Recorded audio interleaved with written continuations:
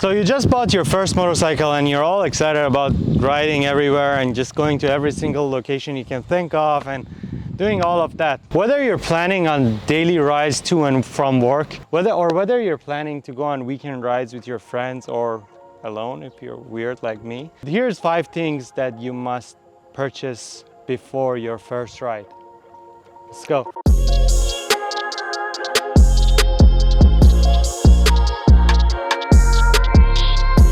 All right, we are here at FT Garage. We are helmet shopping actually for myself and my second videographer over there. That's my photographer. And so what am I? he just came here grabbing a camera and just started shooting. Please give me back my camera. Yeah. Thank you. So there are a few types of helmets that you can buy depending on your budget, depending on the bike you ride, depending on where you're gonna go. Safest option would be the full face helmet. There are modular helmets that you can open up the face. There are half face helmets. There are like motocross helmets. There are dual sports helmets that you can buy. We're gonna go with a full face helmet for me. Go through these helmets and let's see which one we like. Same brand? I feel that is very nice. That's very nice. XL. And this one's very nice. No, but they got size. For this brand, they got size. This is also nice. I like this. I probably get one for my wife. Oh, nice. Yeah. I like this. I like between this and that one. What the f is that guy doing? Oh, bird poop everywhere. Oh, my rims are so dirty. Ah.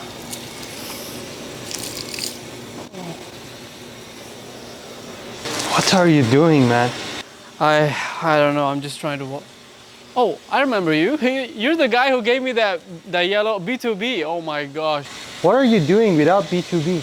Well, to be honest, I'm so sorry. It's sold out everywhere. All right, I have some good news for you. I just kept this for you. Oh, no way. Is that There's B2B? 2. There's 2? Yeah. Oh, hell yeah. Kept this just. You need stuff, hit me up. First Sure. link down below in the description. Sure, I'll get it. I'll make sure, yeah.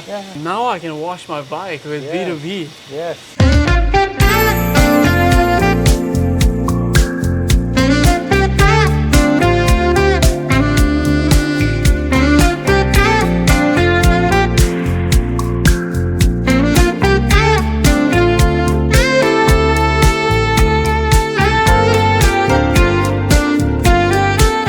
So helmets could be made up of 4 different types of materials, ranking from the cheapest one to the highest one. You can get thermoplastic, polycarbonate, fiberglass, or carbon fiber. Carbon fiber is the most expensive one. It's also the lightest because carbon fiber is expensive, as we all know.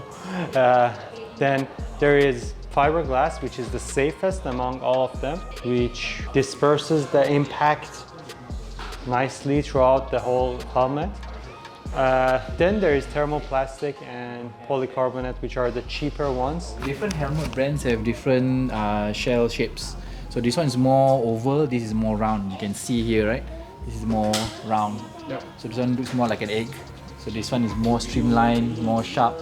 But not everyone can wear oval shaped helmets because it might be a bit too tight for them. Yeah. So like helmets like AGV, I cannot wear because AGV? it's AGV. RI and Shark helmets have a more round, neutral shape. So in general, almost anyone can wear it. This is very light. Yeah. The new line is like, Oh my god, it doesn't go in.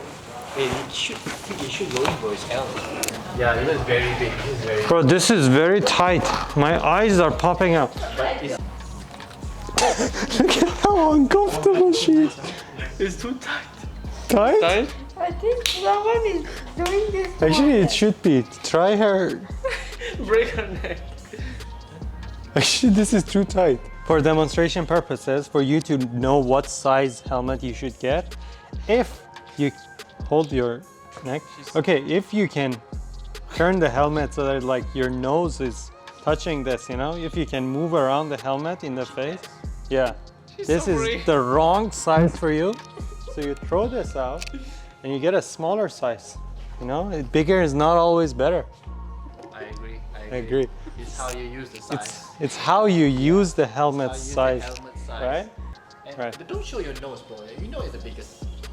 There are two types of fasteners for helmets. One is called the double D ring here. Double D, yes. So this one takes a lot, not a lot, but a little bit more time to put on compared to the normal clip type. But this type is safer. And when you see official racers, they won't approve helmets like this for the track. They will only approve double D rings. Double D. Yes. When you pass the checkpoint, there will be a part where they scrutinize your gear and they will actually ask to check. If it's a clip-on type, they will not allow you to get into the track. To go on the track? Yes, you have to get the double D ring type. Okay. Can I pay later? Actually, just go and pay later. Okay, thank you.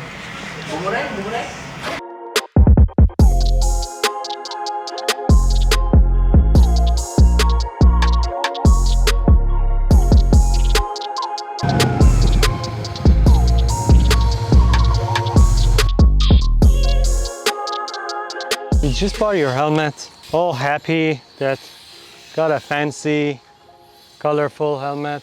I think there's a paparazzi over there. Who's that? Yeah, he's been filming us, like Just following us. fun. Oh, look, he's running away. Anyways, you bought your fancy helmet and you probably spent all of your money there. But what's the next thing you should buy? The next thing, Exhaust. the second thing that you must always wear is the gloves. Sorry for that background noise, but yeah.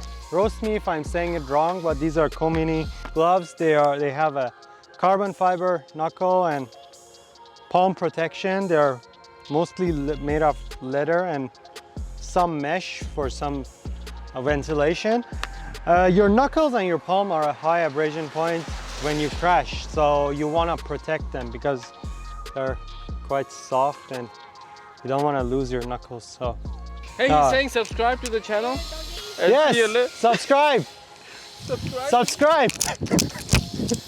The third thing that you must always wear while you're riding is your motorcycle jacket.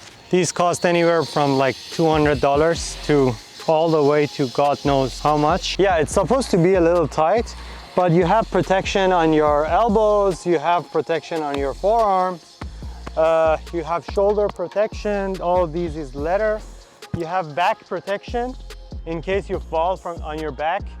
The fourth must-have when you're gonna ride a motorcycle is Kevlar jeans. These jeans have Kevlar lining inside. This Kevlar is actually 10 times stronger than your jeans, just normal jeans. So it will protect your skin from ever getting dragged on the tarmac and getting ripped off. These pants, you can insert knee pads and hip pads on them, which would also protect you on impact. Definitely 10 out of 10 recommend you to use some sort of leg protection. It could be just as simple as Kevlar jeans, or it could be actual like riding like pants, but I think that might be a bit weird if you're going to work every day. You can also upgrade the padding that you put inside for your knee protection. These are the basic ones that come with the pants. This video is not sponsored by a pants company, by the way. These are level 2, they have more protection on impact. And these are the most expensive ones, which are, I think, around $50, $50. 200 ringgit for Malaysians and $50 for non-Malaysians if you want to buy them, which is a very cheap alternative to a brand new knee. I like that. Yeah, I like that. brand new used knee. The fifth one that we actually don't have over here is our proper riding shoes, riding boots. I don't have any. I'm just using my. Feel free to roast me down below in the comment section. Whoever roasts me better is gonna get pinned on the first comment. If you like the video, hit the like button, subscribe to the channel, share it with your friends. Thank you very much for watching. I'll see you in the next one. Your bike is here. Hello, your bike.